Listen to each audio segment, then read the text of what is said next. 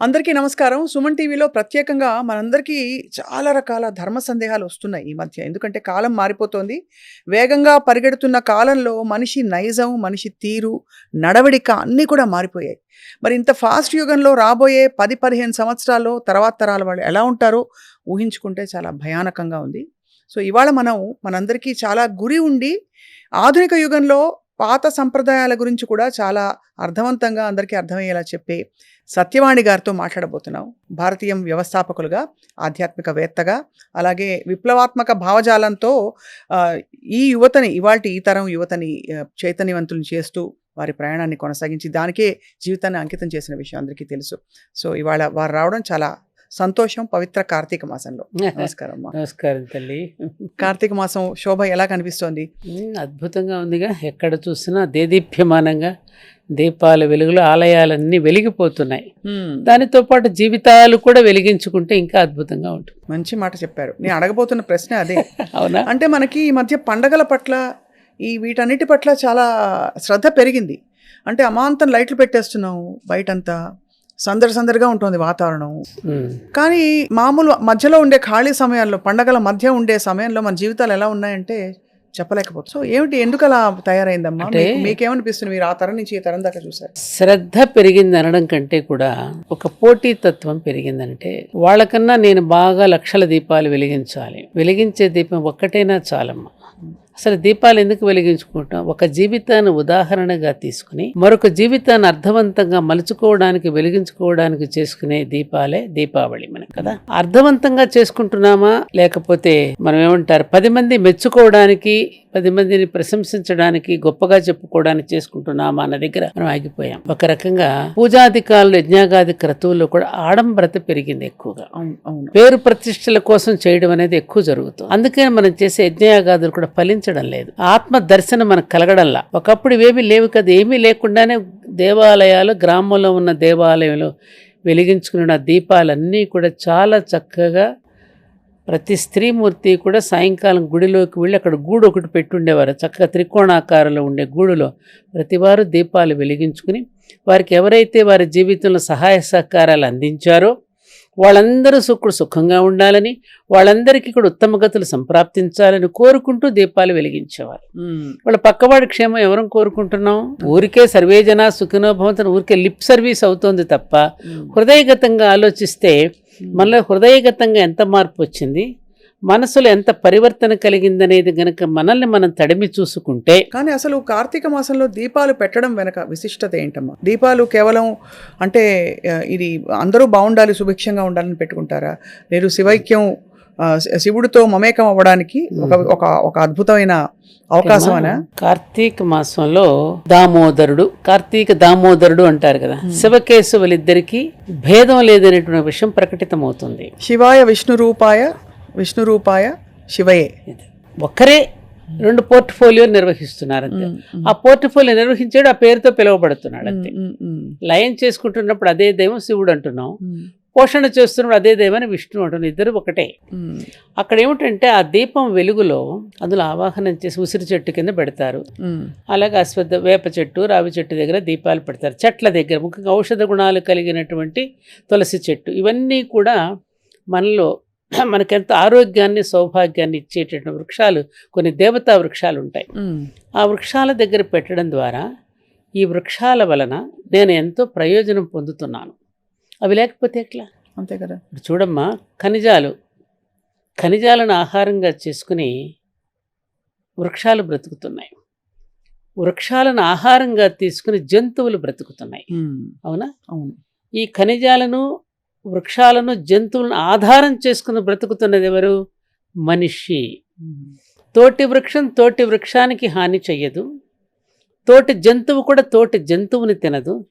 తోటి మనిషి మాత్రం తోటి మనిషిని అవమానిస్తాడు, దూషిస్తాడు, ద్వేషిస్తాడు, తనకు అడ్డనుకుంటే చంపేస్తాడు కూడా. ఏది మానవతా మంత్రం? ఆ మానవతా మంత్రాన్ని జపిస్తూ ఇదిగో వీటన్నిటి యొక్క సహకారాన్ని నేను పొందుతున్నాను. కాబట్టి ఈ వెలుగు ఆ వృక్షం మీద అంటే దామోదరుడి యొక్క వెలుగు ఆ వృక్షం పెడుతూ వెలిగిస్తూ ఆ వృక్షాలకి కూడా ఉత్తమ గతులు సంప్రాప్తించాలని కోరుకుంటున్నాం. అలాగే నీళ్లలో దీపాలు వదులుతాం, అందులో చేపలు ఉంటాయి, తాబేళ్లు ఉంటాయి, ఎన్నో చరాలు ఉంటాయి. ఆ జీవరాశులన్నింటికి కూడా ఉత్తమ గతులు సంప్రాప్తించాలి. ఎందుకంటే వాటి వలన కూడా మాకు ఎన్నో ప్రయోజనాలు కలుగుతున్నాయి. అవును. అలాగే ఆకాశ దీపం కూడా మనం వెలిగిస్తాం. ఆకాశ దీపం వెలిగించే పురుగులన్నీ దానిలో పడి ముక్తిని పొందుతాయి. ఆ దీపంలో అది కోరుకుంటుంది, వాటి చుట్టూ తిరిగి దానిలో పడిపోయి మాడిపోతాయి కదా. అవును. ఆ దీపం వెలిగించేటప్పుడు ఆ బ్రాహ్మణోత్తముడు ఎవరైతే వెలిగిస్తారో ఆ వెలుగు అతని మీద పడినప్పుడు వేదంతో పాటు వేదార్థాన్ని కూడా తెలుసుకుని జీవించేటట్టు, నీవు జీవిస్తూ 10 మందికి కూడా జీవించేటటువంటి హితాన్ని పలికే స్థితికి ఈ బ్రాహ్మణుడు కూడా ఉండాలి అని కోరుకుంటూ వెలిగించే దీపాలు ఇవి. అందుకని దీపావళి పండుగ రోజున కూడా మనం బలివ దీపాలని వెలిగిస్తారు. అవును. జీవితంలో మనకి ఎవరెవరైతే మన తాతగారు, ముత్తాతగారు, మన స్నేహితులు, లేకపోతే ఇంకా మనకు హితం కోరుకునే వాళ్ళు, గ్రామంలో మనకి ఏమైనా సహాయం చేసిన వాళ్ళు, వాళ్ళని తలుచుకుంటూ వాళ్ళకి కృతజ్ఞత చెప్పుకుంటూ వాళ్ళ పేరిట కూడా ఒక దీపం వెలిగిస్తాం. ఇదంతా ఒక గొప్ప సంస్కారం. అటువంటి సంస్కారయుతమైనటువంటి మానసిక స్థితిని మనలో పెంపొందించడానికి, మనం ఒక శీలవంతులుగా మారడానికి చేసినటువంటి ప్రక్రియ మనకి దీపాలు వెలిగించడంలో కనిపిస్తుంది. అదే అంటే ఆ జ్యోతిని మనం లోపల కూడా మనం మరి ఆత్మపరిశీలన లోపల ఒకటి మంత్రపుష్పంలో చెప్పారు, లోపల వెలిగే జ్యోతి పీతవర్ణంలో ఉండే మంత్రపుష్పంలో వర్ణిస్తారు కదా, లోపల ఉన్న జ్యోతి ఉన్నది కదా, అది కొడిగట్టుకోకుండా ఉండడానికి ఇవన్నీ ఈ ప్రక్రియలన్నీ పెట్టారు మన ఋషులు. ఈ దీపం కూడా కొడిగట్టుతూ ఉన్నప్పుడు దానికి ఏమిటేస్తాం మనం? కొడిగట్టుకుని ఉండాలంటే ఉత్తమమైన ఆలోచనలు, ఉత్తమమైన ఆలోచనలు ఉత్తమమైన మంచి మాటలుగా రూపొందుతాయి, మంచి మాటలే క్రియలుగా రూపొందుతాయి, క్రియలే అలవాట్లుగా రూపొందుతాయి, ఆ అలవాట్లే నడవడికగా మారుతుంది. మంచి నడవడిక శీలవంతమైనటువంటి గుణాలు. ఆ శీలవంతమైన గుణంతో జాతికి సంపద ఏమిటి? శీలవంతమైన సమాజమే నిజానికి దేశానికి సంపద. ఇంత ప్రొసీజర్ పెట్టి మనలో సత్వరజస్తమో గుణాలను సరైన నిష్పత్తిలో ఉంచుకోవడానికి దీపాలు వెలిగించమ్మా, మెట్లకు బొట్టు పెట్టు, భజనలు చెయ్యండి, కీర్తనలు పాడండి, ఈ ప్రదక్షిణలు చెయ్యండి. వీటన్నింటిని కనుక పెట్టకపోతే స్వప్న మనలో తమోగుణం ఎక్కువైపోతుంది. అందుకని ఈ త్రిగుణాలను సరైన నిష్పత్తిలో ఉంచడం కోసం అని చెప్పి మనకి క్రియాకలాపాల మీద దృష్టి పెట్టారు. మనం చూడండి, ఖాళీగా ఉన్నప్పుడు ఏమనిపిస్తుంది? పచ్చిమిరగా బజ్జీలు తిందామా, సినిమాకు పోదామా? ఖాళీగా ఉన్నటువంటి నేల మీద ఎట్లయితే కలుపు మొక్కలు మొలుస్తాయో, ఖాళీగా ఉన్న మన మనసులలో కూడా రకరకాల చెడు ఆలోచనలు రావడానికి అవకాశం ఉంది. అంటే అవన్నీ మన ఆరోగ్యానికి, మంచి మనసుకి, జీవితానికి ఏది మంచిది కాదంట. మంచిది కాదు. అందుకని టైంని ఇట్లా పెట్టేస్తే, అందులో నిమగ్నలు చేసేస్తే కర్మ జ్ఞానము రెండు సైమల్టేనియస్ గా రెండు పాదాలు లాంటివి, ఒక పాదం వెనుక ఒక పాదం నడుస్తున్నట్టుగా, రెండు రైలు పట్టాల రెండు ఒకేసారి నడిచేది కదా. అందుకని కర్మది ఈ జ్ఞానాన్ని కలిపి మనకి కర్మకాండాల్లో పెట్టి చేయించేశారు. దానివల్ల ప్రయోజనం పొందుతున్నాం. ఎందుకు మన ఒక పోలీస్ ఆఫీసర్ పరవ గారు ఉండేవారు సార్, ఏదో కలవడానికి మేము వెళితే ఆయన ఏమన్నారు తెలుసా? ఆయన పోలీస్ ఆఫీసర్, నవంబర్ డిసెంబర్లో మాకు నేరాలు చాలా తక్కువ అవుతాయండి, మాకు పోలీసులకు పెద్దగా పని ఉండదన్న. అవునా, దేనికండి అని అడిగా. ఇప్పుడు అయ్యప్ప స్వామి దీక్షలో ఉంటారమ్మా యువతంతా. ఆ దీక్షలో ఉండడం వల్ల నేరం చేస్తున్నవాడు కూడా నేరాలను నేను తగ్గించుకోవాలన్నా, నా వ్యసనాల నుండి నేను బయటపడాలంటే నేను దీక్ష తీసుకుంటానని రావడమే గొప్ప విషయం. చాలా మంచి మాట అన్నారు. ఎంత గొప్ప మాట అన్నారు, ఎంత గొప్ప మాట. అందుకని ఆ సమయంలో మాకు నేరాలు తగ్గుతాయి. అలాగే కార్తీక మాసం రాగానే ఒక పవిత్రమైన భావన కలుగుతుంది, అట్లీస్ట్ ఒక భయం, భక్తి, అంతవరకు పాజిటివ్ ఆలోచనలు ఉంటాయి. కాబట్టి ఆలయ ప్రాంగణంలో కూడా వెళ్ళిన ప్రతి ఒక్కరికి ఒక ప్రశాంతత లభిస్తుంది. ఆ దీపం వెలుగులో తమను తాము చూసుకోవడానికి, ఆ వెలుగులో వాళ్ళ యొక్క జీవితాన్ని వెలిగించుకోవడానికి కూడా అవకాశం. మీ చిన్నప్పుడంతా ఎలా ఉండేదమ్మా కార్తీక మాసం వేళ? మీకు ఎలా క్రమశిక్షణ అమ్మగారు చెప్పించారు? ఏమేమి చెప్పించారు? చాలా బాగుంది. తెల్లవారుజామునే లేవడం, చన్నీటి స్నానం చేయడం. చన్నీటి స్నానమే. గోవులు ఉండేవి కదా ఇంట్లో, గో పూజ, తులసి పూజ, అంతవరకే. ఎందుకంటే గృహస్థాశ్రమంలో ఉండేటటువంటి ముఖ్యంగా రైతు కుటుంబాల్లో, గ్రామాలలో అంతకంటే ఎక్కువ చేయడానికి వాళ్ళకి అవకాశం ఉంది. ఎందుకంటే బోలెడంత పని ఉంటుందమ్మా. ఇప్పుడంటే మీకు ఆధునిక సౌకర్యాలు వచ్చాయి, రుబ్బుకోవాలి, వండుకోవాలి, బయట పొయ్యిలు పెట్టి వెలిగించుకోవాలి, బంధువులు వస్తూ ఉంటారు. గ్యాస్ పొయ్యిలు ఏమి లేవు కదా, బయట ఆరుబయట పొయ్యిలు ఉండే. ఎందుకంటే ఆరుబయట పొయ్యి పెట్టుకుంటే సూర్యరశ్మి పడుతూ ఆ వంట బాగుంటుందని. ఆ రకమైన ఆరోగ్యకరమైన పద్ధతులు ఉండేవి కదా. అందుకని పనినే పూజగా భావించేటటువంటి వారు.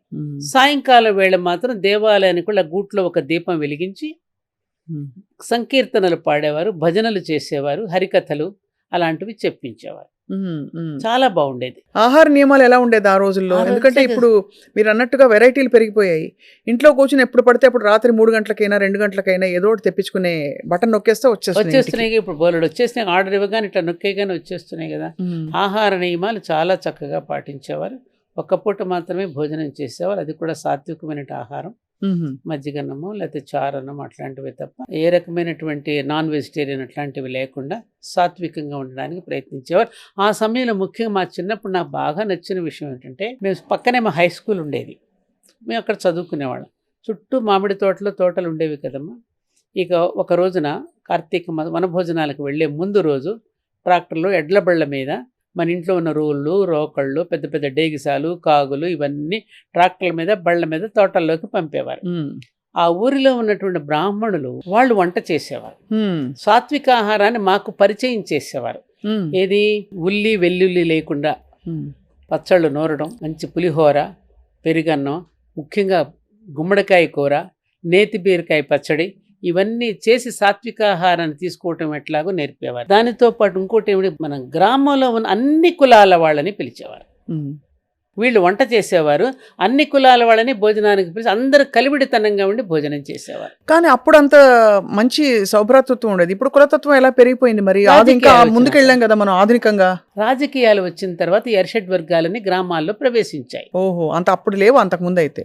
ఎవరి పని వాళ్ళు మా సమాజంలో ఇవన్నీ అంగాలు, శరీరానికి మనకు అంగాలు ఎటువంటివో ఈ విభాగాలన్నీ కూడా అంగాలు. ఉమ్, ఎవరు లేకపోయినా నడవదుగా సమాజం. వృత్తులు, అన్ని వృత్తుల వాళ్ళు కూడా ఒకరికొకరు సహకరించుకుంటూ జీవన విధానం అనేది మన భారతీయ జీవన విధానం. Correct ఎవరు కదా. లేకపోతే నడుస్తుంది? ఉమ్, చాకలి సోదరుడు, మంగలి సోదరుడు, మాదిగ సోదరుడు, ఒక్కొక్కడు ఒక్కొక్క వృత్తిని నిర్వహిస్తూ ఉంటే ఆ వృత్తిని కూడా మనందరం కూడా ప్రోత్సహిస్తూ వారి దగ్గర మనము, మన దగ్గర వాళ్ళు తీసుకుంటూ ఒకరికొకరు సహకరించుకుంటూ బ్రతికిన గ్రామీణ జీవితం ఎంత గొప్పగా ఉండేది. నా పెళ్లి టైంలో ఉమ్, అసలు డబ్బులు ఖర్చు అవ్వండి పెళ్ళిళ్ళకి. పలానా ఊర్లో పలానా వారు అమ్మాయికి పెళ్ళి అవుతోంది, పాలన్నీ వారింటికి పంపండి, కూరగాయలు, బియ్యం దగ్గర నుంచి, పెరుగు దగ్గర నుంచి అందరి ఇంట్లో మన ఇంటికే వచ్చేసేవి. అంతేగాని ఇలా అసలు లక్షలు కోట్లు పెట్టి అబ్బబ్బే, సమస్య లేదు అసలు. అస్సలు లేదండి. పోనీ ఆ రోజుల్లో అనుకుంటే వేల కూడా లేవు, వేల లేవు. ఖర్చు. పెళ్లి సామాన్లు కూడా బంధువులందరూ కలిసి కొనిచ్చేవారు. వాళ్ళకి సంసారం చేసుకోవడానికి, మన కుటుంబం నడవడానికి కావాల్సిన సామగ్రి అంతా బంధువులంతా కొనిచ్చేవారు. బంధువులు ముందుగానే వచ్చేవారు, వాళ్లే వంటలు చేసేవారు. సరస సల్లాపాలు ఆడుకుంటూ, మరదళ్ళు, బావలు వీళ్ళందరూ వస్తే హాస్యాలు ఆడుకుంటూ అసలు ఆ పెళ్లి వైభవాలు ఇప్పుడు ఎక్కడున్నాయమ్మా? ఇప్పుడు కూడా పెళ్లిళ్ళకి వెళితే వాళ్ళని రిసీవ్ చేసుకోవటానికి ఎయిర్ హోస్టల్ నిలబెడుతున్నారు. అక్కడ బౌన్సర్లను పెడుతున్నారు పైకి ఎక్కనివ్వకుండా. అక్షంతలు వేయడాన్ని వేల మందిని పిలవడం ఎందుకు? ఆ బౌన్సర్లను పెట్టుకుని పిలిచిన వాళ్ళని, వచ్చిన వాళ్ళని వాళ్ళు ఇప్పుడే రాకండి అని చెప్పడం దీనికి అవమానం కాదు అది? అవునవును.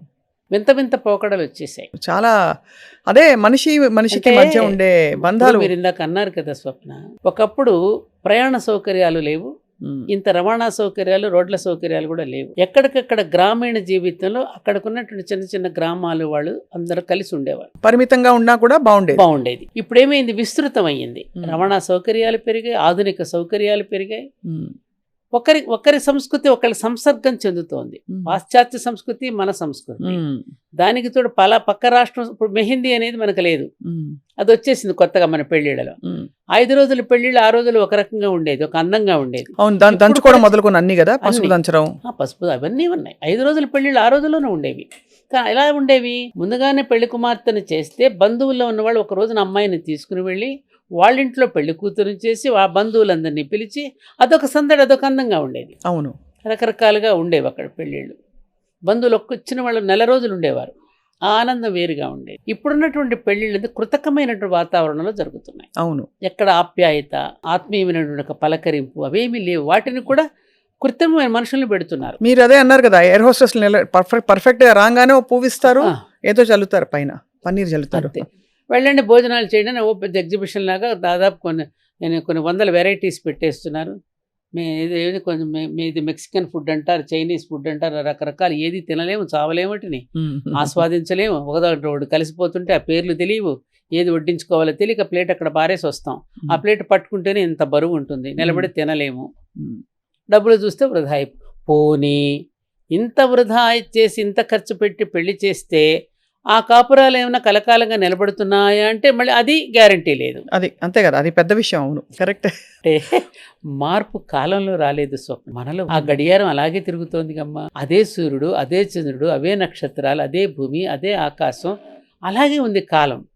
కాలంలో మార్పులు కాదు వచ్చింది, మనుషులలో మార్పు వచ్చింది, మన ఆలోచనలలో మార్పు. అమ్మ, ఒకటి రెండు సున్నితమైన అంశాలు ప్రస్తావిస్తాను. చెప్పండి. ఆ రోజుల్లో ఉమ్మడి కుటుంబాలు బాగా పొలమని ఒక ఇంట్లో చాలా మంది కలిసి ఉండేవారు. ఇప్పుడు భార్యాభర్తలకి ఇప్పుడు ప్రైవసీ, స్పేస్ ఇవన్నీ ఉన్నాయి. ఆ రోజుల్లో ప్రైవసీ లేదు, స్పేస్ లేదు. అసలు అన్యోన్య దాంపత్యం ఎట్లా సాధ్యమయ్యేది? అంటే భార్యాభర్తకి ప్రత్యేకంగా వాళ్ళు కలిసి సినిమాలకు వెళ్ళడాలు, షికార్లకు వెళ్ళడాలు అవన్నీ చాలా తక్కువ. వాళ్ళిద్దరికీ కలిసి మాట్లాడుకోవడానికే టైం దొరకదు. మరి ఎలా ఎలా కుదురుకునేది? చాలా సున్నితంగా అడుగుతున్నాను మిమ్మల్ని. చాలా చక్కని ప్రశ్న. వాళ్ళ అన్యోన్యత ఒక రకమైనటువంటి అద్భుతమైన ఆరాధనా స్థితిలో ఉండేది. నిజంగానే మన పేరెంట్స్ ఎక్కడున్నారో కూడా మనకు తెలిసేది కాదు చిన్నప్పుడు, మనం ఇప్పటికీ గుర్తులేదు. ఏమ్మా, వాళ్ళు ఏంటంటే ఒకరికి ఉమ్మడి కుటుంబాల్లో ఉన్నప్పుడు భార్య ఒకసారి నేను మంచి ప్రశ్న వేశారు. భర్త తినే భోజనం చేసిన తర్వాత కొంత అన్నం అక్కడ మిగిలిచ్చేసేసి వెళ్ళిపోయిన తర్వాత భార్య తినడం చూసాను నేను.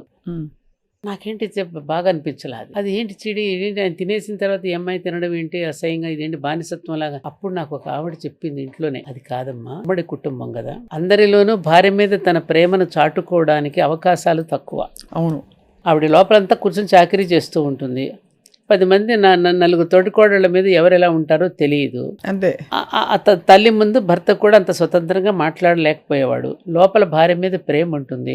అందుకని తను పెట్టించుకుని కావాలని ఎక్కువగా పెట్టించుకుని అందులో వదిలేసి వెళ్ళిన తర్వాత తన భార్య కోసం వదిలేసి వెళితే అది భోజనం చేస్తుంది.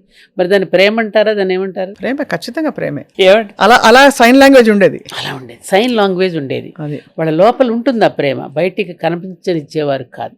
తమ పిల్లల్ని ఎత్తుకునేవారు కాదు. మా ఇంట్లో నేను చూసానుగా, మా అన్నయ్య తన పిల్లల్ని ఎప్పుడు ఎత్తుకోవడం నేను చూడాలి. తమ్ముడు పిల్లల్ని దగ్గరికి తీసుకు అతను ఎత్తుకునేవారు. ఆ తమ్ముడు మళ్ళీ ఆ తమ్ముడు పిల్లల్ని, అలాగే తమ సొంత పిల్లల్ని తాము దగ్గరకు తీసుకోవడానికి కూడా వాళ్ళు ఇష్టం లేక కాదు, అది ఇష్టం లేక కాదు. ఇప్పటికీ మా అన్నయ్య రాకుండా మా రెండో అన్నయ్య భోజనం చేయడు, అన్నయ్యని రాని భోజనం చేస్తా అన్నాడు. ఆ రకంగా ఒకరినొకరు గౌరవించుకుంటూ కలిసిమెలిసి ఉంటూ పొలంలోకి వెళ్ళేటప్పుడు పెద్ద తోటి కోడలు ఊరు వెళితే రెండో తోటి కోడలు వాళ్ళకి భోజనాలు పంపించడం కానీ, ఇవన్నీ గ్రామీణ వాతావరణంలో అప్పట్లో ఆ ఉమ్మడి కుటుంబాల్లో కొన్ని కష్ట నష్టాలు ఉన్నప్పటికీ కూడా వాటిని భరించి కుటుంబం కోసం అందరూ ఒకరికొకరుగా ఉన్నారు. ఇప్పుడు రామాయణం నేర్పింది అది కదమ్మా మనకి. రామాయణమే మనకి ఈ రకమైనటువంటి బాంధవ్యాన్ని నేర్పించింది. కుటుంబ జీవితం తలుచుకుంటే మనకి ఎవరు గుర్తొస్తారు? అన్నదమ్ములు అంటే రామలక్ష్మణులా ఉండాలి. అవును. తోటి కోడళ్ళు అంటే వాళ్ళ సీతారాముడిలా ఉండాలి. ఇవన్నీ మనకి మన పురాణ గాథలు, ఇతిహాసాలు చెప్పినవే కదమ్మా. అలా ఉండేది గ్రామీణం. ఇప్పటికీ వాళ్ళు భర్తలు చనిపోతే కూడా ఆనాటి తల్లులు సంవత్సరాల తరబడి ఏడుస్తారు, దుఃఖిస్తారు. మరి వాళ్ళని మనకు అనిపిస్తుంది, ఏంటి వీళ్ళు ఏం చూసుకుని ఇంతగా ఏడుస్తున్నారు? అవును అనిపిస్తుంది. ఏం చూసుకుని ఇంతగా ఏడుస్తున్నారంటే వాళ్ళు ఏమైనా సమాధానం చెప్తారు? ఆశ్చర్యపోతాం వాళ్ళు చెప్పే సమాధానాలు వింటే. అమ్మ, నన్ను కాకపోతే ఇంకెవరిని అంటారు? ఆయన సొంతం కదా, నేను నా సొంతం అయినా ఆయన సొంతాన్ని నేనే కదా, నన్ను కాకపోతే ఇంకెవరిని అంటారు? ఇప్పుడు దానికి రకరకాల సెక్షన్లు పెట్టి డొమెస్టిక్ అబ్యూజ్ అది ఇది రకరకాల, అంటే దానికి అఫ్ కోర్స్ అది కూడా ఒక వాస్తవం. మీరు ఈ ఆధునిక యుగంలో అది కూడా చూస్తున్నారు కదా, భర్తకు కూడా భార్య పట్ల గౌరవం లేకపోవడం. ఆ రోజుల్లో గౌరవం ఉండేది, బహుశా ప్రేమతో పాటు ఉండేదండి. ఇప్పుడు అదే సహజీవనంలో ఉన్న మాధుర్యాన్ని చవి చూడలేకపోవడం, సహజీవన మాధుర్యం ఏమిటో తెలుసుకోలేకపోవడం జరుగుతున్న అపశృతులు ఇప్పుడు మనం చూస్తాం. అపశృతులు ఇవన్నీ అంటే మాట్లాడటంలో. ఒక సినిమాలో ఒక డైలాగ్ కూడా చూసాం మనం, రే మీకు ఇప్పటి కాలంలో బతకడం ఎలాగో తెలియటం లేదురా, ఒక్క మాట. ఇప్పుడు భార్యాభర్తలు ఇద్దరు సినిమాకి పోతున్నారు అనుకోండి, ఉమ్మడి కుటుంబంలో అత్తగారు ఉంటారు. ఆ రోజుల్లో మాలాంటి వాళ్ళని ఎలా మాట్లాడారు? అత్తయ్య గారు, నేను మీ అబ్బాయి కలిసి వెళుతున్నాం అనేవాళ్ళం. ఇప్పుడు పిల్లలు పేరు పెట్టి చెప్పేసి వెళ్ళిపోతున్నారు. తప్పకుండా కన్న తల్లికితో కొంత ఉంటుంది కదా, అరే ఇప్పటి వరకు నా కడుపున పుట్టి పెరిగాడు, ఇంత వాడయ్యాడు, ఇప్పటికిప్పుడు ఏదో తన సొంతమైనట్టు ఇలా మాట్లాడేస్తుంది అనేటటువంటి మాట ఉంటుంది కదా. అలా మాట్లాడకుండా ఆవిడ మనసు అలాంటి భావన కలగకుండా జాగ్రత్తగా మాట్లాడటం అనేటటువంటిది మన పూర్వీకులు మనకు నేర్పిస్తే మేము ఆ విధంగా కాపురాలు చేసాం.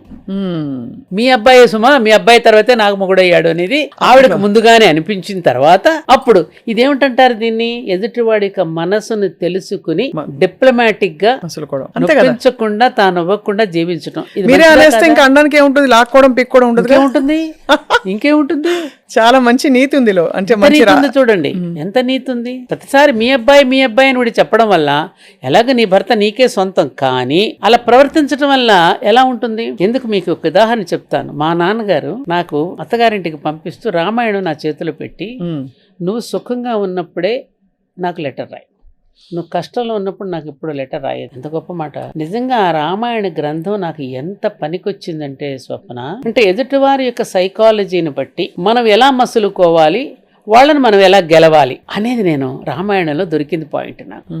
కైక రాముడు పాత్రలు అంటే మాట అనేది ఒక కామధేను అంటారు మా మాస్టర్ గారు. వాక్కు అనేది ఒక కామధేను, అది మనం ఏది కోరితే అది ఇస్తుంది. మన అవతలి వాడిని ప్రసన్నం చేసుకోవడానికి ఎలా మాట్లాడాలి కృష్ణుడు నేర్పించాడు. చూసారా, రాముడిని కూడా ఏమంటారైనా పూర్వభాషి. వాళ్ళు నమస్కారం పెట్టకముందు ముందే ఈ నమస్కారం పెట్టేసేవాడు. ఎదుటి మనిషిని గెలవడానికి కావలసినటువంటి, ఇందాక మనం అనుకున్నామే, మన ఆలోచనలే మన మాటలు, మన మాటలే మన క్రియలు, క్రియలే అలవాట్లని. అక్కడ నుంచి ప్రారంభమవుతుంది మా మనిషికి జీవితం అనేది. అది నేర్చుకుని అందరూ సుఖంగా బ్రతకొచ్చు. ఎంత మంచి మాట అన్నారు. మీరు ఎప్పుడైనా కష్టాలు పడ్డారమ్మా? చాలా పడ్డారే, పడుతున్నాను కూడా. ఎలాగమ్మా ఇప్పుడు ఈ యుగంలో కూడా మీకు ఎందుకు ఈ లేవు కాలంలో ఉంటాయి కదా, వాటిని ఎలా రిసీవ్ చేసుకుని దాన్ని ఎలా శృతి కలుపుకుని దాన్ని ఎలా అధిగమించాలో అనేటటువంటి ఇది తెలిసినప్పుడు మనం బయటికి ఏమి కష్టాన్ని తెలియనీయకుండా హాయిగా బ్రతికేయచ్చు. ఎందుకు కష్టాలు ఎప్పుడూ ఉంటాయి. ఎలాంటి కష్టాలు అంటే అప్పట్లో ఎలా ఉండేవి కష్టాలు మీవి? డైలీ లైఫ్ లో, దైనందిన జీవితంలో ఆర్థిక కష్టాలు ఉండేవా, లేక వేరే ఇతర రకాల ఆర్థిక కష్టాలంటే మాకు అది చాలా simple life. Military engineering services లో మా వారు వర్క్ చేసేవారు. నీతికి నిజాయితీకి ఒక మారు రూపం మా శ్రీవారు. ఆయనకి ఒక్కరే కొడుకు. మా అత్తగారు చాలా అందమైన మనిషి. చిన్నప్పుడే భర్తను కోల్పోయారు ఆవిడ. చిన్నప్పుడే భర్తను కోల్పోయి చాలా అందమైనటువంటి యువతి యొక్క మనస్తత్వం ఎలా ఉంటుంది. థర్డ్ పర్సన్ నేను వచ్చాను ఇంట్లోకి, ఒక్కడే కొడుకు, గారంగా పెంచుకున్నారు. పొసెసివ్నెస్ ఉంటుంది కదా. వాటినన్నిటిని అప్పుడప్పుడు కలిగేటటువంటి దాని నుంచి అధిగమించడానికి నేను చాలా ఇబ్బంది పడాల్సి వచ్చింది కొన్ని సంఘటనల్లో. ఒక్కొక్క సమయం బాగా డిప్రెషన్ కూడా వెళ్ళిపోయిన రోజులు కూడా. అయ్యో అమ్మా, అవునా? అట్లా దానిలో నుంచి సూసైడల్ టెండెన్సీ కూడా వెళ్ళిపోయిన సంఘటన కూడా ఉన్నాయి. ఉంటాయి ప్రతి మనిషికి. అంటే నా ద్వారా నేను ఎందుకు చెప్తున్నా అంతే కదమ్మా. ఇప్పుడు పొసెసివ్నెస్ భరించలేక అలాంటి కొన్ని ఉంటాయి జీవితాల్లో. తర్వాత చివరికి అదే అత్తగారి చేత 3 లోకాలు వెతికినా నాకు కోడలు లాంటి కోడలు దొరకదని ఎందుకు అనిపించుకోగలిగాను? మీరు గెలుచుకున్నా. అదే ఆ మనసు గెలవడం అనేది ఎలాగో మా నాన్నగారు రామాయణం ఇచ్చారని చెప్పి దాని ద్వారా నేర్చుకున్నాను. ఇప్పుడు పిల్లలకి ఎంతమందికి తెలుసు రామాయణ భారత భాగవతాలు? వైవిధ్యంతో కూడిన వ్యక్తులు ఉంటారు. ఆ వైవిధ్యం మధ్య మనం కరెక్ట్గా అర్థం చేసుకుంటే వైరుధ్యం అనేది ఉండదు కదా. వైవిధ్యాన్ని సరిగ్గా అర్థం చేసుకుంటే వైరుధ్యానికి తావే ఉండదు కదమ్మా. అది నేర్చుకోగలిగితే ప్రతి మనిషితోనూ ఆనందంగా జీవించవచ్చు. ఇది చాలా గొప్ప స్టేట్మెంట్. వైవిధ్యానికి తావిస్తే వైరుధ్యం ఇలాగే ఉండాలంటేనే వైరుధ్యం. అంతే కదా. వైవిధ్యం ఒక్కొక్కళ్ళు ఒక్కోలా ఉంటారు అని అర్థం చేసుకోవడమే. ఉంటాయి కదా. అట్లా ఇప్పటికీ ఉన్నాయి నాకు. ఎందుకుండో బాధలు అనేవి ఉంటాయి. వాటిని కూడా ఎట్లా తీసుకుని వెళ్ళాలనేటటువంటి దాంట్లో ఒడుపుగా జీవించడం నేర్చుకోగలిగితే అదే జీవన కళ. ఒడుపుగా ఎలా తప్పించుకుని దాన్ని ఒడుపుగా జీవించడం అనేది ప్రతి మనిషికి తెలిస్తే ప్రతి మనిషి జీవితం హాయిగా ఉంటుంది. నిన్న నాకు ఒక మెసేజ్ చూసాను, భలే నచ్చింది.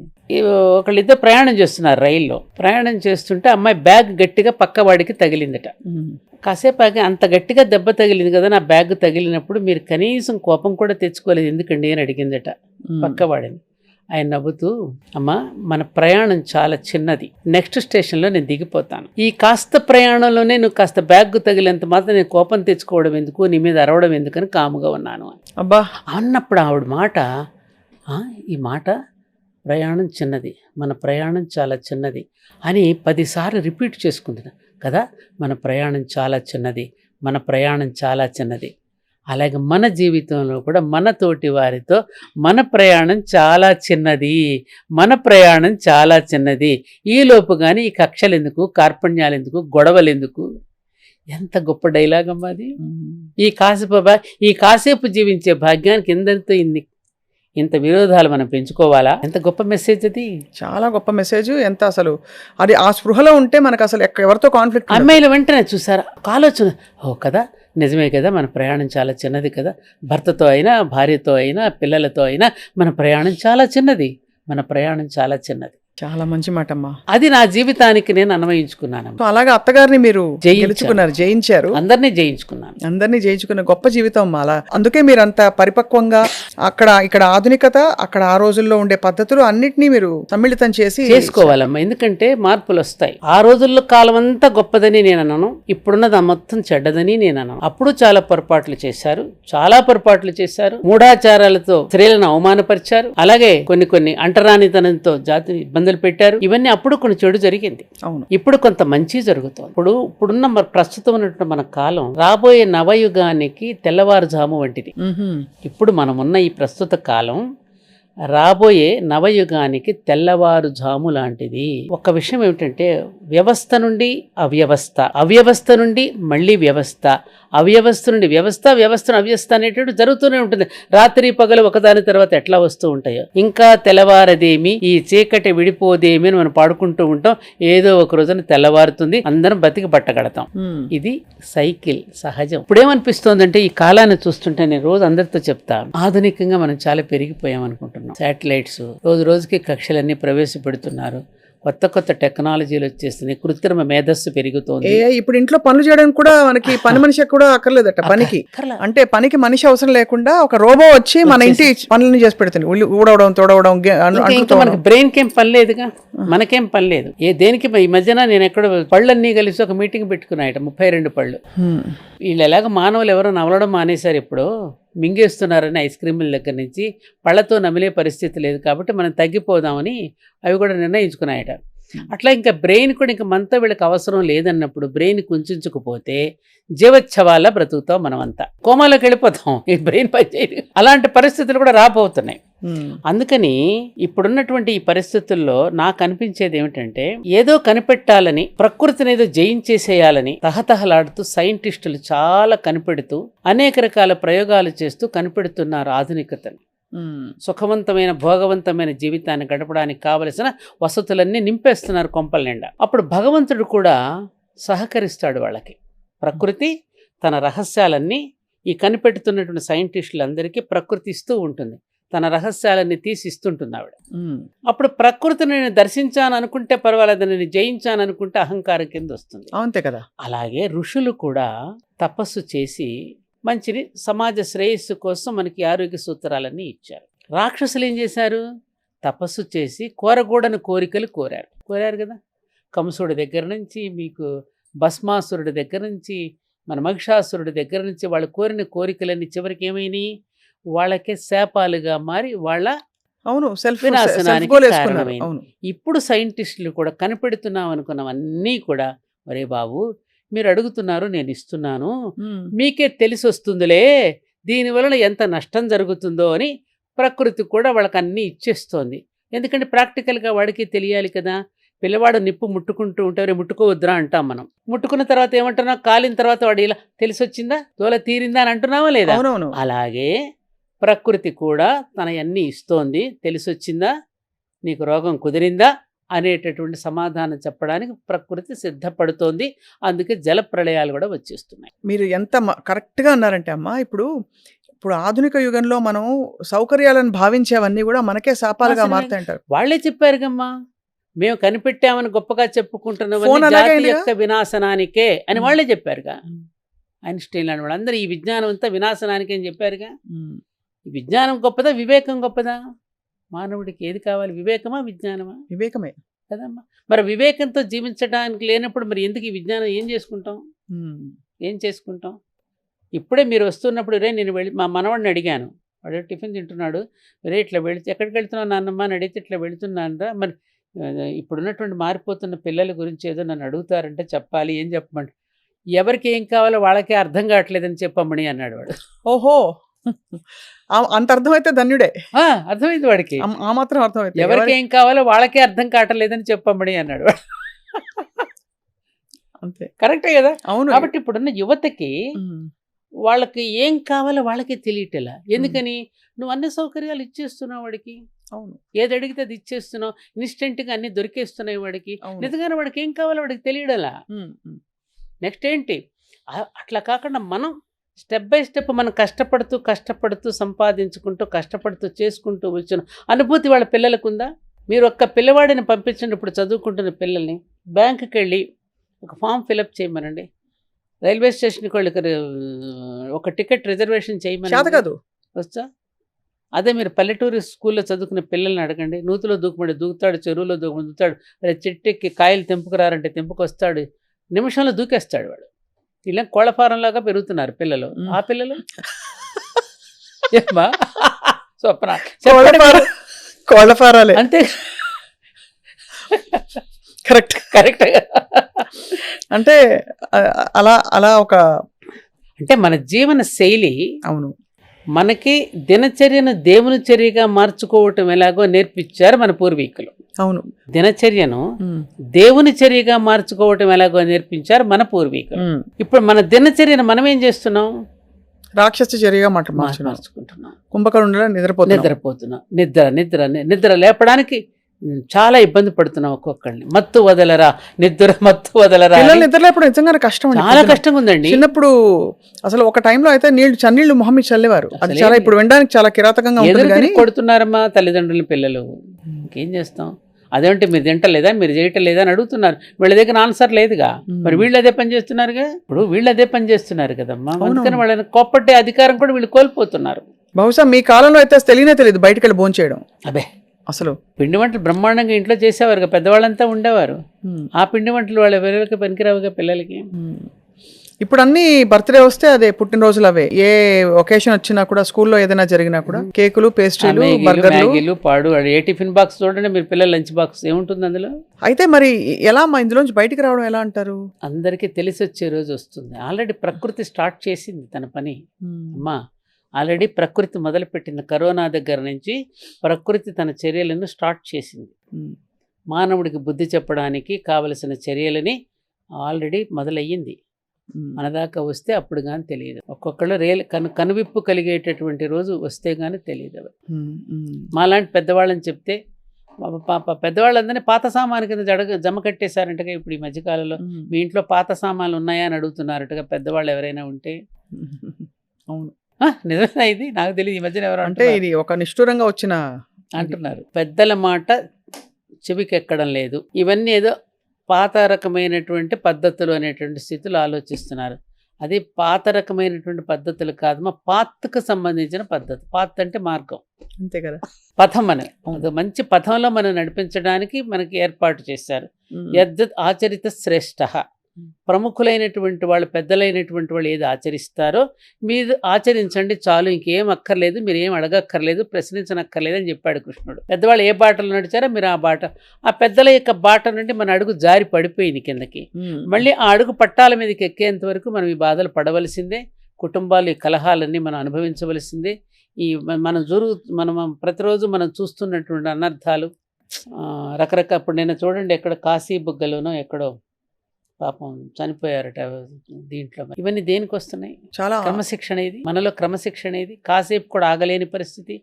పైగా ఒక్క విషయంలో మాత్రం చాలా బాధపడుతున్నాను స్వప్నం. ఈ దేశంలో ఒక భిక్షగాడు, ఒక దొంగ కూడా లేనటువంటి దేశం. ఆడంటాడు కదా మన బ్రిటిష్ పార్లమెంట్లో బెబింగ్టన్ మెకాలే, భారతదేశం అంతా తిరిగి వచ్చాను నేను, కాశ్మీర్ నుండి కన్యాకుమారి వరకు. ఎక్కడ ఒక దొంగ కానీ ఒక భిక్షగాడు కానీ నాకు కనిపించలేదు. చాలా విలువలతో కూడినటువంటి జీవితాలు వారివి. వారిని జయించడం చాలా కష్టం నాకు. అందుకనే నేను వాళ్ళందరినీ కూడా పరాధీనులను చేయడానికి మన భాషను ప్రవేశపెట్టాను. అక్కడ సంస్కృత భాషను తీసి తాళాలు వేసేసాను. చెప్పి జయించాడు కదా. అలా ఒక్క దొంగ, ఒక భిక్షగాడు లేని దేశంలో ప్రతి మనిషిని ఒక భిక్షగాడు కింద ఒక దొంగగా చేసేసారు కదమ్మా. చేసేసామా లేదా? ఉచితంగా వచ్చిందంటే పరిగెట్టిపోవడమా? ఎవరికో ఏదో వచ్చేస్తుంది, పుణ్యం వస్తుందని పొలోమంటూ వెళ్ళిపోతాం. ఒక క్రమశిక్షణ లేదు, పాడు లేదు. ఎంతమంది అక్కడికి వెళ్ళగానే మీకు ఆ పుణ్యం వచ్చేస్తుందని అనగానే పొలోమంటూ పరిగెత్తుకు వెళ్ళి ప్రాణాలు కోల్పోతున్నారు కదా. చాలా అవును. అలా ఇచ్చేస్తాడా వెంటనే భగవంతుడు? అంత తేలిగ్గా ఉన్నాడా భగవంతుడికి? ఇదే పని. ఈ పెద్ద పెద్ద ఘట్టాలకు ఇదే ఒక పూనకంలా వస్తుంది. ఎందుకండి ఇలా చెప్పడు? ఎందుకు ఇంకా మభ్యపెడతాం? పూర్వకాలంలో మన పెద్దవాళ్ళు అన్నం తినిపిస్తూ చందమామ రావే, జాబిల్లి రావే అని గోరుముద్దలు తినిపిస్తూ వాడినట్ల ఏమర్చి అన్నం తినిపించడానికి ఒక ప్రక్రియ అది. పక్కలో పడుకోబెట్టి కథలు చెప్పి, నాన్న నువ్వు ఇలా చేస్తే నీకు చాక్లెట్ ఇస్తానంట, నువ్వు చదువుకో, ఇది చేస్తే అది చేస్తాను. ఎందుకని వాడిని ఆ మార్గంలో పెట్టడానికి, బుజ్జగించడానికి చెప్పిన మాటలని పెద్ద అయిన తర్వాత కూడా అదే బుజ్జగించు మాటలు మీరు చెప్తే వాడిని వంచడం కాదా? మనల్ని మనం వంచుకుంటూ ఇతరులను వంచడం కాదా ఇలాంటివి చెప్పడం? అవును, అంతే కదా. అది చేస్తే పుణ్యం వచ్చేస్తుంది. నిన్న మా గోశాలకి ఎవరో వచ్చారు, ఎవరో చెప్పారట, అక్కడ ఆవు ఎన్ని వెంట్రుకలు కిందకి రాలిస్తే అంత పుణ్యలోకాలకు వెళతారని చెప్పారని. ఈ మధ్యకాలంలో రాళ్ళు తెచ్చేవాళ్ళని ఆపలేకపోతున్నాం. అవి గోక్కోవడానికి తెచ్చే రాళ్ళు ఎవరో చెప్పారు, నా రాళ్ళు తీసుకొచ్చి అక్కడ పడేసిపోతారు. మా రాయి పెట్టలేదు, మా రాయి పెట్టలేదు అని కోపం. ఇది ఎక్కడైనా ఉందా అసలు? పెద్దవాళ్ళు పైగా వాళ్ళని రోజు రోజుకి మనం అజ్ఞానంలో పడేస్తున్నామా, లేకపోతే వాళ్ళలో ఒక మేధస్సును రగిలిస్తున్నామా? అంటే ఎందుకు ఈ తపన ఎక్కువైపోయింది? అంటే అసలు ముందు ఏదో పొందాలని. చూపు వర్ధోపు లోకంలో ఉండాలా, అధో లోకంలో ఉండాలా? అదే కదా. హయ్యర్ లెవెల్లో థింక్ చేయడానికి బదులు ఇంకా మన లోయర్ లెవెల్లో థింక్ చేస్తే, ఇంకా నువ్వు ఎల్కేజీలో కూర్చోబెట్టి చెప్తే ఎలా వాళ్ళకి పాఠాలు? ఎంత ప్రమాదం జరుగుతుందని ఎంతమంది నవ్వుకుంటున్నారు మనల్ని చూసి, ఎంతమంది వేళాకోళానికి గురవుతున్నాం మనం. ఎప్పుడు ఆలయాలకు వచ్చినా ఇలాగే ప్రవర్తిస్తున్నారు. ఎక్కడికి వెళ్ళినా ఇలాగే ప్రవర్తిస్తే మనల్ని చూసి 10 మంది నవ్వుకోరండి. అవునవును. వాళ్ళ ప్రపంచ దేశాలన్నీ కూడా క్రమశిక్షణతో మనదైనటువంటి సనాతన ధర్మాన్ని ఆచరించడానికి పద్యాలు నేర్చుకుంటున్నారు, శ్లోకాలు నేర్చుకున్నారు, రుద్ర రమకాలు బ్రహ్మాండంగా చదువుతున్నారు, చక్కగా నాట్యమో సంగీతమో నేర్చుకుంటున్నారు, ప్రదర్శిస్తున్నారు. అద్భుతంగా మనదైనటువంటి సంస్కృతిని అవలంబించుకోవడానికి వాళ్ళు ఊబిర్లుడుతుంటే మనం ఏంటమ్మా ఇలా అయిపోతున్నాం? మనకి వినోదానికి కూడా ఒక నిర్వచనం మారిపోయింది. మారిపోలా? మీరు బిగ్ బాస్ చూస్తారమ్మా? అబ్బో అడగండి నన్ను. అంటే అర్థం కాని పరిధులు దాటిపోతుంది. ఆ పరిధి దాటకూడదని లక్ష్మణుడు అక్కడ రేఖ గీశాడు. లక్ష్మణ రేఖని ఎందుకంటాం మనం? అంటే ఆ గీత ఖచ్చితంగా సంస్కృతి దాటకూడదు. సంస్కృతి దాటకొస్తే ప్రమాదం. అదే జరిగిందిగా. రాముడు ధర్మం అయితే సీతమ్మ సంస్కృతి. ఆ సంస్కృతి కనుక దాటిందంటే ప్రమాదం సుమా అని చెప్పి గీశాడు. కాదని చెప్పేసి ఆవిడ వెళ్ళింది, నమ్మేసింది, మాయ మాటలు నమ్మేసింది. రాముడిని ఏదో చేసేస్తాడేమో భయంతో వెళ్ళిపోతే ఏమైంది? మళ్ళీ ఆయన కలపడానికి వివేకమైన ఆంజనేయుడు రావాల్సి వచ్చింది. ధర్మాన్నించి సంస్కృతి విడిపోతే వివేకమైన ఆంజనేయుడు వస్తే కానీ మళ్ళీ ధర్మము సంస్కృతి కలవదు. అందుకని ప్రతి యువకుడు ఇవాళ ఒక వివేకానందుడై, ప్రతి యువకుడు ఒక ఆంజనేయుడై, ప్రతి యువకుడు ఒక ప్రహ్లాదుడై వాళ్ళ జాతిని మళ్ళీ కలపవలసిన అవసరం ఉన్నది. అంటే ఇది విమర్శించాలని నేను ప్రస్తావించలేదమ్మా, కానీ మీరు అన్నట్టు నిజంగా ఒక పరాకాష్ఠకి వెళ్ళిపోయింది ఇటువంటి వినోదభరిత కార్యక్రమాలు. అబ్బో, అంటే వినోదంలో జగుప్సాకరమైన ఏకీకరమైన వినోదం. మళ్ళీ దాని మీద మామూలుగా అంటే రకరకాల చర్చలు జరుగుతూ వాళ్ళు ఏమిటి, వాళ్ళ క్యారెక్టర్ ఏమిటి అని రకరకాల నెగిటివ్ ఎమోషన్స్ రావడం. ఇప్పుడు నేను ఏదైనా మాట్లాడినా కూడా దాని మీద ఇంకొకటి చర్చ పెడతారు, ఇంకొకటి మాట్లాడి మరీ ఎక్కువైపోయింది. అభిప్రాయాలు అభిమతాలు ఎక్కువైపోయి ప్రజలను ఒక గందరగోళ పరిస్థితిలో పడేస్తాం. కరెక్ట్ గా చెప్పారు. ఇది మంచిదా? ఇంకొకటి కూడా ప్రమాదకరమైన పరిస్థితి ఏంటంటే ఈ ఆధ్యాత్మిక స్పిరిచువలిజంలో కూడా ఒక సైకోస్ తయారవుతున్నారు. కరెక్ట్ గా చెప్పారమ్మా. నిజమండి. ఒక పిచ్చెక్కిన వాళ్ళు అది చెప్పారు కాబట్టి మనం ఇలా చేయాలి. ఢిల్లీలో ఒక సంఘటన జరిగింది, గుర్తుందా మీకు? ఎన్నో గొట్టాలు పెట్టేసి ఇంట్లో ఒక ట్యూబులు పెట్టేసి ఆ ట్యూబుల్లో నుంచి ఆత్మ వెళ్ళిపోతున్నారు, అందరూ ఒకేసారి చనిపోయారు. అంటే ఇదొక పిచ్చ. రెండో పిచ్చ పర్వర్షన్. ఇంకోళ్ళు మనం గొంతు చించుకుని అరుస్తున్నాం, వీళ్ళు అది పాటించట్లేదు, వాళ్ళు ఇది పాటించట్లేదు అని అదొక సంస్కృతి మొదలైంది. మళ్ళీ అదొకటి గొంతు చించుకుని అరుస్తున్నారు చాలా మంది. ఎందుకు? పూర్వకాలం నుంచి వీళ్ళందరూ చెప్తేనే పాటించారా? అసలు ఆధ్యాత్మికత అనేది పుట్టుకతోనే ప్రారంభమైందమ్మా, మనసులోనే ఉంది. ఆధ్యాత్మికత అంటే ఏదో పెద్ద గ్రంథాల్లో చదివేది ఆధ్యాత్మికత కాదు, మన జీవితమే జీవించటమే ఆధ్యాత్మికత. అవును, లైఫ్ అది, ఒక వే ఆఫ్ లైఫ్ అది. ఎందుకంటే పురాణాలు కానీ ఇతిహాసాలు కానీ ఇలా జరిగాను కదా. శృతి అంటే వేదము, స్మృతులు అంటే ధర్మశాస్త్రాలు, సంప్రదాయం దానికి నిచ్చెనేటి సత్సాంప్రదాయాలు మనకు ఏర్పాటు చేసినటువంటి ఇవన్నీ కూడా పూజాధికారి, ఇవన్నీ దానికి నిచ్చెన లాంటి. వేదం అర్థం కాదు కాబట్టి ధర్మశాస్త్రాలు ఒక పర్సానిఫికేషన్, ఒక మనిషికి ఆపాదించి మన కథలుగా చెప్పారు. ఆ కథలే మన జీవితం. మహాభారతం చదివితే వైవిధ్యమైనటువంటి పాత్రలు ఉంటాయి, విభిన్న స్వభావాలు కలిగిన వాళ్ళు ఉంటారు సమాజంలో, వాళ్ళందరితో కలిసి ఉండటం ఎలాగో నేర్పింది. రామాయణం అంటే కుటుంబం ఎలా ఉండాలో, ప్రజలను ఎలా పరిపాలించాలో మనకు చక్కగా దాని అనుపానులన్నీ మనకు తెలియచేశారు. దాని ప్రకారమే మనం నడుచుకుంటున్నాం, వాళ్ళనే గుర్తు చేసుకుంటున్నాం, వాళ్ళ జీవితాలతోనే సమన్వయం చేసుకుంటున్నాం మన జీవితాన్ని కూడా. సింపుల్. దీనికోసం దీంతా చించేసుకుని గొంతు చించుకుని మాట్లాడుకోవాల్సిన అవసరం ఏముంది? ఇలా మాట్లాడుకున్నారా? పూర్వంలో మా ఇళ్లలో జరగలేదా? ఇప్పటికీ జీవించడం లేదా? పర్ఫెక్ట్‌గా చెప్పారమ్మా. ఆధ్యాత్మికత అంటే వ్రతాలు, పూజలు, నోములు, పారాయణలే కాదు. నన్ను నువ్వు తెలుసుకో. నేనెవరిని? నేనెందుకొచ్చాను? నాకంటూ ఒక రోల్ ఉంది భగవంతుడు. ఒక పాత్రతనిచ్చాడు. ఆ పాత్రతను నేను సజావుగా నిర్వహించడమే ఆధ్యాత్మికత. నన్ను కూడా ఆధ్యాత్మికవేత్త అంటే నేను ఒప్పుకోను. నన్నెవరైనా పరిచయం ఎందుకమ్మా ఆధ్యాత్మికవేత్త అంటే చాలా పెద్ద పదమమ్మా. ప్రతిదీ మీరు చిన్న శ్లోకాలు చెప్పినా, పద్యాలు చెప్పినా ఆధ్యాత్మికవేత్తలు అనేస్తున్నారు ఎందుకు? అందరికీ శ్రీ శ్రీ శ్రీలు ఎందుకు తగిలించేస్తున్నారు ఇట్లా? దానికంటూ ఒక అర్హత ఉండాలి. నన్ను కూడా అలా అనొద్దని చెప్తాను నేను అందరికీ. కానీ మీరు చాలా నిజంగా అందరికీ అంటే అర్థమయ్యేలా చాలా ఆ రీజనబుల్‌గా తల్లి చెప్తారు. సోషలైజ్ ఇప్పుడు మనకి వాడికి అర్థమయ్యేటట్టంటే పిల్లవాడు అడుగుతున్నాడు ఇవాళ.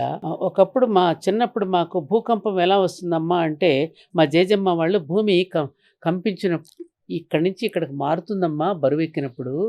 ఆ మారుతున్నప్పుడు వచ్చే ప్రకంపనే భూకంపం అని చెప్పేది. ఓ అలాగాని దండం పెట్టేసేవాడు. వాళ్ళు ఆలోచిస్తే ఏమీ చదువు రాకపోయినా వాళ్ళు చెప్పిందంటే ఎంత అర్థం ఉందమ్మా. సైన్స్ కూడా అంతే కదా.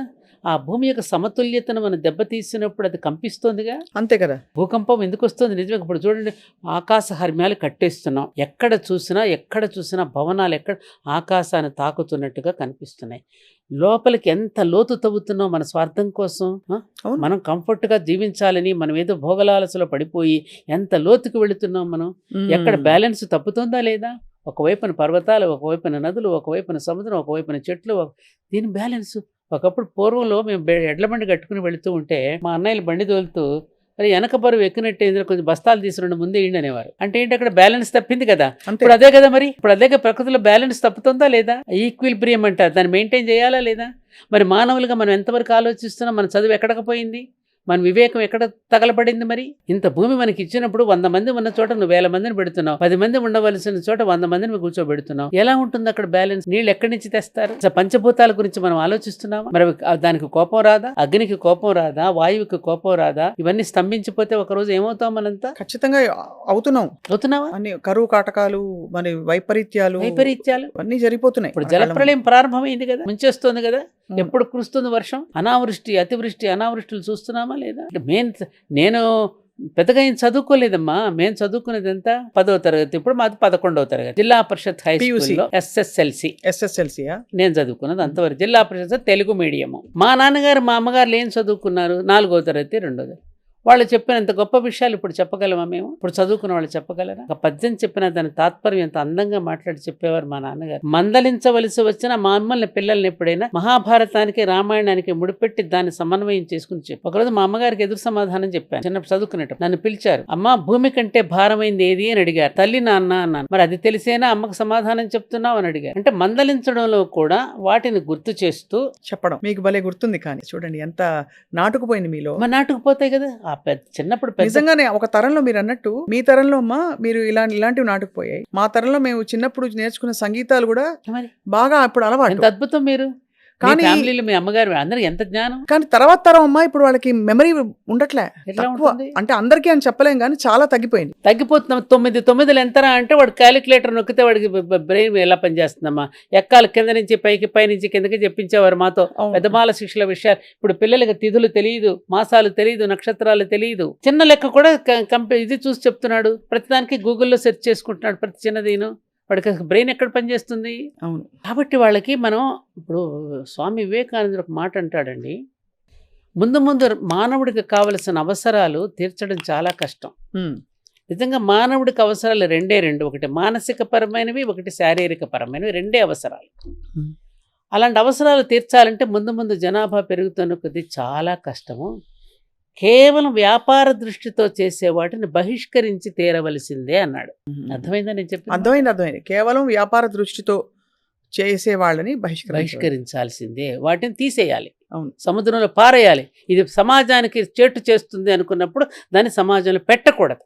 మా అత్తగారు అనేవారు బంగాళదుంపలు ఒకసారి తినకూడదని ఏదో వచ్చింది పెద్ద వార్త. బంగాళదుంపలు ఇది వస్తుంది. మా అత్తగారు ఒక మాట అన్నారు, బంగాళదుంపలు తినకూడదని రేడియోలో చెప్పే బదులు బంగాళదుంపలు మార్కెట్లోకి రానియకుండా చెయ్యొచ్చు కదా అనేవారు. ఎంత గొప్ప మాట అది. అవును, కరెక్టే. అవును. అలాంటి అసలు మార్కెట్లో ప్రజల కళ్ళ పడకుండా ఉంటే చూస్తే జాగ్రత్త పడొచ్చుగా. వచ్చిన తర్వాత మనం ఎంత మొత్తుకుంటే ప్రజలు ఎంతవరకు వింటారు? ఎందుకంటే పెద్దల మాటలు చద్ది మూటలు ఎందుకన్నారు? అనుభవంతో చెప్పే మాటలమ్మా అవి. అప్పుడు చిన్నప్పుడు మాకు కోపం వచ్చి ఉండొచ్చు. కానీ పెరిగిన తర్వాత అబ్బో నిజంగా అమ్మ నా మాట చెప్పేది, నాన్న ఈ మాట చెప్పారు, కరెక్టే కదా ఆ కాసేపు మన ఓపిక పట్టకపోయి ఉంటే ఎలా ఉండేది జీవితం. చిన్నప్పుడు మేము కూడా కాపురానికి వచ్చినప్పుడు ఎవరమైనా కొంచెం భయపడతాం. కొత్త ఇల్లు, కొత్త వాతావరణం, కొత్త వ్యక్తులు. అప్పుడు మనకు ఒక డిప్రెషన్ వస్తుంది. అమ్మ వీళ్ళతో ముందు కొనసాగించలేమనే భయం ఏర్పడుతుంది. అవును. అప్పుడు వాళ్ళ దగ్గరకు తీసుకుని మేము కూడా వచ్చిన కొత్తలో ఇలాగే భయపడ్డాము. తర్వాత స్వభావాలు అర్థమవుతాయి. వాళ్ళతో శృతి కలుపుకుని జీవించడం ఎలాగో మీకు అర్థమవుతుందమ్మా అని నెమ్మదిగా చెప్పి పంపబట్టి మేము కాపురాలు నిలబెట్టుకోగలిగాం. అవును. నిజమే కదా. ఆ రోజున అమ్మ చెప్పకపోతే, పెద్దమ్మ చెప్పకపోతే, నాన్నగారు చెప్పకపోతే ఏమైపోయి ఉండేవాళ్ళం అని అనిపిస్తుందా లేదా? అవును. ఇవాళ ఆ పరిస్థితి ఉందా? అసలు ఇప్పుడు అంత చెప్పుకోవడం, ఫోటో షూట్స్కి వీటికి పెడుతున్నంత టైంని వాటిని అసలు ఈ పిల్లలకి వివాహ వ్యవస్థలో ఇది మనకున్నటువంటిది ఒక యూనిట్. 2 కుటుంబాల కలయిక, 2 భిన్న మనస్తత్వాలు. అమ్మకు బ్యాటరీ పెట్టేటప్పుడు నెగిటివ్ పాజిటివ్ 2 కలిపి పెడితేనే బ్యాటరీ వెలుగుతోంది. అందుకని భార్యాభర్తలు ఉత్తర దక్షిణ ధృవాలు ఉంటాయి, 2 కలిసి జీవించడమే గొప్పతనం. అవును కదమ్మా. ఒక చోట మొక్కను పెడితే ఆ మొక్కను తీసి మరొక చోట నాటితే మళ్ళీ ఈ వాతావరణానికి అలవాటు పడటానికి 2-3 రోజులు పడుతుందమ్మా. మళ్ళీ నిటారుగా నిలబడుతుంది. ఇప్పుడు వాడిపోయినట్టు కనిపిస్తుంది కానీ తర్వాత నిగనగలాడుతుంది అని మనం ఎగ్జాంపుల్గా చెప్తే ఎవరైనా చెప్తున్నావా? వింటున్నారా? అంటే ఎవరికి వాళ్ళకి తెలిసి వస్తుంది. ఇప్పుడు ఏం చేస్తున్నారు? అమెరికాలో ఉద్యోగాలు లేవు. ఒకప్పుడు అమెరికా అబ్బాయి అయితేనే పిల్లనిస్తాం అన్నారు. ఇవాళ ఏం పర్వాలేదండి, ఒక 20 ఎకరాలు 10 ఎకరాల పొలం ఉంటే చాలా వ్యవసాయం చేసినా అని చేస్తున్నారు. అసలు పిల్లవాడు పెళ్ళొద్దు అంటున్నాడు, అమ్మాయి పెళ్ళొద్దు అంటుంది. ఏమిటి మరి ఇది? పిల్లలు అసలు వద్దంటున్నారు, పిల్లల్ని కనవంటున్నారు. దేనిని బాగా పడిపోయిందమ్మా చాలా దేశాల్లో. జనాభా భారతదేశం ఒకటే పడిపోయి కొన్ని దేశాల్లో అయితే బాగా తగ్గిపోయిందట పిల్లల కండం అనేది. ఇదంతా ఏం లేదు స్వప్న, నేను చెప్పాక ఎప్పుడో ఇప్పుడు ఎగ్స్ ఫర్టిలైజింగ్ అని వినుంటారు మీరు. అంటే మనం అంటే ఎగ్స్ తీసుకెళ్లి దాచడం తర్వాత కండానికి చాలా ఉన్నాయి. ఆ రోజుల్లో లేనిదేం లేదు. ఇవన్నీ పురాణ కాలంలో కూడా ఉన్నవే. మన ఫర్టిలైజేషన్ ఇవన్నీ లేవేంటి? గాంధారి కథ చూస్తే ఏమిటి, అయ్యో నిజ కథలు చూస్తే ఏమిటి, ఇవన్నీ లేకేం కాదు. అది అప్పటికప్పుడు ఆ అవసరంలో ఆ సంతానం దానికి చెప్పడానికి పుట్టించారు. అందుకని అదే ఇప్పుడు కూడా కొనసాగిస్తామంటే ఎలా కుదురుతుంది? అంతే అంతే. సృష్టిలో లేనిది లేదు, సృష్టిలో ప్రతిదానికి వద్దని చెప్పలేదు, దేనికైనా హద్దు ఉండాలని చెప్పింది తప్ప వద్దు అని చెప్పలా. అంతే, హద్దు ఉండాలని చెప్పింది. పరిమితులు దాటితే ప్రమాదం అని చెప్పింది. ప్రమాద గంటికలు సూచించారు. ఆ ప్రమాదంలోకి వెళ్ళి పడిపోతే మళ్ళీ మనకే తెలిసి వస్తుంది. మళ్ళీ వెనక్కి వస్తాం. తప్పది ఇది. మళ్ళీ వెనక్కి వస్తాం. మీ వంటి వారు అప్పుడప్పుడు గుర్తు చేయడం అమ్మా అవసరం. అందుకే మిమ్మల్ని ఇబ్బంది పెట్టి వాళ్ళ ఏం పర్వాలేదమ్మా. ఎందుకంటే మీరు చెప్తే అర్థమయ్యేలా చెప్తారు, చమత్కారంతో చెప్తారు, విపరీతమైన ప్రేమతో కూడా చెప్తారు. ప్రేమే మా సమాజం మీద మనకు ఉండేది ప్రేమే. ఎందుకంటే ఎవరు మంది మనం ఊరికే వసుదైవ కుటుంబం ఊరికే మాటల్లో చెప్పుకోవడం కాదు. ఈ సమాజంలో మనం ఒక భాగం. సమాజం బాగుంటే అందులో నేను ఉన్నానుగా నేను బాగుంటాను. అందుకని సమాజం హితాన్ని మనం కోరుకుంటూ వాళ్ళకి ఎప్పటికప్పుడు చెప్పుకుంటూ ఇప్పుడు పిల్లలకి నేను చెప్తున్నాను, ప్రతి చోటకి వెళ్ళినప్పుడు ఎందుకు ఇంతమంది విద్యార్థులను ఎందుకు కలుస్తున్నా, రేపటి బాధ్యత వాళ్ళే. మరొకటి ఏంటి మీ కన్సర్న్స్ ఏంటమ్మా? ఈ తరం చూస్తే ఏమిటి మీకు కొట్టొచ్చినట్టు మిమ్మల్ని ఇబ్బంది పెట్టి? ఈ తరం పిల్లలు బాగున్నారు, ఈ తరం పెద్దవాళ్ళు బాగాలేదు, ఈ తరం పిల్లలు బాగున్నారు. పిల్లలతో నేను మాట్లాడితే నేను ఎక్కువ పిల్లలతో కూర్చొని సంభాషిస్తా. వాళ్ళు చెప్పే ఆన్సర్స్ వింటుంటే ఒక్కొక్కసారి నాకు అరే మనకి తట్టలేదు ఇది. ఇంకోటి ఏం చేస్తున్నారు వాళ్ళు, ఎవరి ప్రణాళిక వాళ్ళు వేసేసుకుంటున్నారు. తల్లిదండ్రులతో ప్రమేయం లేకుండా ఇవాళ టెక్నాలజీ కూడా పెరిగిపోయింది. వాళ్ళ జీవితానికి కావాల్సిన బాటను వాళ్లే నిర్మాణం చేసుకుంటున్నారు. రీసెంట్గా మీరు పేపర్లో కూడా చూశారు కదా, ఒక పిల్లవాడు ఇక్కడ గుజరాత్లో ఎక్కడో హాస్టల్లో చదువుతున్నాడు. హాస్టల్లో చదివితే కొద్ది రోజులు హోమ్ సిక్తో బాధపడ్డాడు. అమ్మని చూడాలని, నాన్నని చూడాలని బాధపడ్డాడు. ఆ తర్వాత ఇలా బాధపడటం కంటే నేను ఏదైనా కొత్తగా ఆవిష్కరిస్తే బాగుంటుంది, ఒక డ్రోన్ కనిపెట్టాడు. మీరు వినే ఉంటారు పేపర్లో చూసి. ఆ డ్రోన్ కనిపెడితే కేంద్ర ప్రభుత్వం ఆ కుర్రవాడిని పిలిచి ఆ తర్వాత ఆ డ్రోన్స్ తయారు చేయించి పెద్ద మార్కెట్, చిన్న వయసులో వాడు అంత పెద్దవాడైపోయి గొప్పగా వాడుగా తీర్చిదిద్దబడ్డాడు. మరి చూడండి, అతని ఆలోచనల నుంచి పుట్టినటువంటి ఒక ఇది. అలా పిల్లలు చాలా గొప్పగా ఆవిష్కరిస్తున్నారమ్మా. అవునవును, వాళ్ళలో చాలా కొత్త ఆలోచనలు వస్తున్నాయి. కాబట్టి తరంలో ఒకవైపు బాగా అధికంగా డబ్బు సంపాదించేసి పిల్లలకి కావలసిందని ఇచ్చేస్తే వ్యసనాల బారిన పడు సమాజం ఒకవైపున ఉన్నారు. అలాగని మొత్తం పిల్లలు చెడిపోవాలి. కొంతమంది పిల్లలు ఇలా కూడా తయారవుతున్నారు, ఇలా కూడా కొత్త ఆవిష్కరణలు చేస్తున్నారు. మన యొక్క ఇతిహాసాల మీద శ్రద్ధ పెడుతున్నారు. మన భారతీయ సంస్కృతి మీద కూడా వాళ్ళు ఇది చేసుకోవడానికి ఉబలాట పడుతున్నారు. అవి చూస్తున్నాం మనం. కాబట్టి సమాజంలో ఈ మంచి చెడు అంతా ఒకటి ఉంది. ఇంకోటి స్వప్న, మీ ద్వారా నేను చెప్పదలుచుకున్నది ఏంటంటే, నేను చాలాసార్లు రామోజీరావు గారితో కూడా ఒకసారి ఒక సందర్భంలో కలిసి వెళ్ళి మాట్లాడాను. రామోజీరావు గారు ఒక సజెషన్ అండి, ప్రపంచ దేశాలలో పత్రికల వాళ్ళు మంచిని తాటికాయలంతా రాస్తారు. ఎక్కడన్నా సమాజంలో చెడు జరిగితే ఒక మూల రాస్తారు. వాళ్ళు మంచికి ప్రాధాన్యతనిస్తారు, చెడుకి అప్రాధాన్యత ఉంటుంది. మనం పేపర్లో ఏదైనా జరగన పెద్ద పెద్ద తాటికంత అక్షరాలతో చెడును పెద్దగా మనం హైలైట్ చేయటం వలన ప్రపంచమంతా చెడిపోతుందనే భావనలో పడిపోయి మనం మాత్రం ఏం చేస్తాంలే నలుగురితో నారాయణ అనే భావనలో నిస్పృహలో పడిపోతున్నారు. దయచేసి మంచిని కూడా మీరు పెంచండి, మంచి విషయాలను కూడా తాటికంత అక్షరాలతో రాయండి. అప్పుడు పాజిటివ్గా ఆలోచిస్తారంతా. అంతా చెడిపోతుంది అని అనుకుంటున్నారు. నేను సమాజంలో చాలా చోట్ల పర్యటిస్తాను కదా స్వప్న. అవును, మానవత్వం కూడా అనేక రకాలుగా వెళ్ళి విరుస్తోంది. చాలా ప్రజాసేవలో పేరు ప్రఖ్యాతులను ఆశించకుండా చేస్తున్న వాళ్ళు చాలామంది ఉన్నారు. అలాంటి వాళ్ళని 40 మందిని నేను ఇంటర్వ్యూ చేశానమ్మా. ఒక అతనైతే రైల్వే ప్లాట్ఫామ్ మీద పడిపోయిన పిల్లల్ని, రామచంద్ర శరత్ బాబా నెల్లూరులో ఉంటాడు, ఒక్క అబ్బాయిని గురించి చెప్తా, 40 మంది గురించి మీకు చెప్పలేను కాబట్టి. ఆ పిల్లలందరినీ తీసుకుని వచ్చి ఒక పాక నిర్మాణం చేసి చదువులు చెప్పిస్తూ వాళ్ళు గొప్ప గొప్ప ఉద్యోగాలు చూస్తున్నారు. అతను ఏనాడు ప్రేరు ప్రతిష్టలు ఆశించలా. నేను అడిగాను ఒక రోజున, ఈ పిల్లలందరినీ తీసుకు ఎందుకు పెట్టుకున్నావు శరత్ బాబు నువ్వు అని అడిగితే, అమ్మా గొంగళి పురుగుని చూసి మనం అందరం అసహించుకుంటాం, చేతి మీద పడితే ఒక్కసారి విదిలించి పారేస్తాం. అదే గొంగళి పురుగు సీతాకొక చిలుకగా మారాలి అంటే అందరం గొంగళి పురుగులను చంపేస్తే ఎలాగమ్మా? ఈ గొంగళి పురుగు లాంటి పిల్లల్ని తీసుకుని వస్తే సీతాకొక చిలుకలుగా మార్చేస్తేనే కదా మీ అందరూ ఆనందపడుతున్నారు. అవును, అతని దగ్గర పెరిగిన పిల్లలు ఇక్కడ సిటీలో పెద్ద పెద్ద ఉద్యోగాల్లో ఉన్నారమ్మా. మీరు అన్నది రైటే అమ్మా. మానవత్వం చాలా వెల్లివిరుస్తోంది. అలాంటి సందర్భాలు బాగా ఉన్నాయి. ఆ చైతన్యం చాలా మందిలో ఉన్నాయి. ఆ చైతన్యం కూడా ఉంది. కాబట్టి ఈ దేశంలో ఉన్న గొప్పతనం ఏమిటంటే ఆ కొంత చెడు కూడా ఉండకూడదని కోరుకుంటుంది ఈ దేశం. అవును, పుణ్యభూమి ధర్మభూమి కదమ్మా. ఆ కొంత చెడు కూడా ఉంటే కుళ్ళిపోయిన ఉల్లిపాయ పక్కన పడితే మిగతా ఉల్లిపాయలు ఎక్కడ కుళ్ళిపోతాయని మనం ఎలా అయితే తీసేస్తామో, ఆ కొంచెం కూడా కుళ్ళిపోయిన తన ఉండకూడదనేటువంటి స్థితిలో ఆందోళన పడి మళ్ళీ వాళ్ళని ట్రాక్లో నిలబెట్టడానికి ఇదిగో మీ ఇలాంటి మీడియా ద్వారా మళ్ళీ జాతిని మేలుకొల్పడానికి పెద్దవాళ్ళ ద్వారా మళ్ళీ ప్రయత్నం చేస్తూనే ఉంటుంది ఈ భారతదేశం మాత్రమే. కృణవంతో విశ్వమార్యం. ఈ మొత్తం విశ్వాన్ని శ్రేష్ఠులుగా తయారు చేయడం కదా మన భారతీయత లక్ష్యం. కృణవంత విశ్వమార్యం ఏంటంటే ఆర్యులంటే నోబెల్ పర్సన్స్. విశ్వంలో ఉన్న ప్రతి మానవుడు ఒక నోబెల్ పర్సన్గా తయారు కావాలనేటది మన ప్రధాన సూత్రం. కాబట్టి ఎవరు కూడా అలా దారి తప్పకుండా ఉండడం కోసం అని చెప్పి చేసే ప్రయత్నమే తప్ప అందరూ చెడిపోలేదు. ఇది ఎంత పెరుగుతోందో ఇది ఉంది. అందుకని బాగా చెడు ఎక్కువగా పెరిగిపోయినప్పుడు దేవతలందరూ విష్ణుమూర్తి దగ్గర ఎట్లయితే మొరపెట్టుకుంటారో, రాక్షసత్వం పెరిగిపోతే ఆ పెరిగిపోయిన లెవెల్కి వచ్చినప్పుడు మళ్ళీ విష్ణుమూర్తి లాంటి ఒక మహాపురుషుడు మళ్ళీ దిగి వచ్చి మళ్ళీ జాతిని చక్కదిద్దుతాడు. ఇది క్రమంలో ప్రతిసారి జరుగుతూనే ఉంది అవతారాలు మనం చూస్తూ ఉంటే. అవును కదమ్మా, ఇప్పుడు కూడా అంతే జరుగుతుంది. కాబట్టి మనందరం చేయవలసింది ఏమిటి? ఆ శక్తి ఏదైతే ఉన్నదో భగవత్ శక్తి, ఆ భగవత్ శక్తిని ప్రార్థన చేయవలసింది ఏమిటంటే అలాంటి వాటిని తగ్గించి మంచిని పెంచి యదా యదా హి ధర్మస్య గ్లానిర్భవతి భారత్ అని భగవద్గీతలో ఉంది కదా.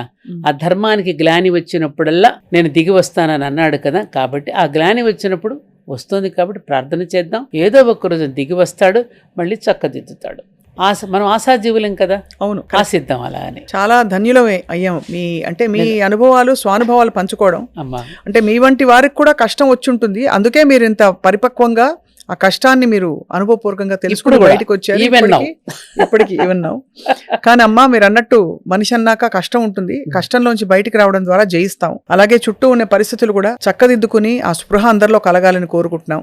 అప్పుడప్పుడు మిమ్మల్ని పలకరిస్తాం, మిమ్మల్ని ఇబ్బంది పెడతాం. మీరు మా సుమన్ టీవీ ప్రేక్షకులకి బోల్డ్ విషయాలు చెప్పాలి. తప్పకుండా ఈ విషయాలన్నీ పెద్దలు ఎప్పుడో ఒకప్పుడు అందరికీ మనకి చెప్పేసినవే మళ్ళీ మనం మననం చేసుకుంటున్నాం అంతే అమ్మా. ఇదం నమ్మమ్మా, ఇదేది నాది కాదు. అంతా నమస్కారం నమస్కారం అమ్మా.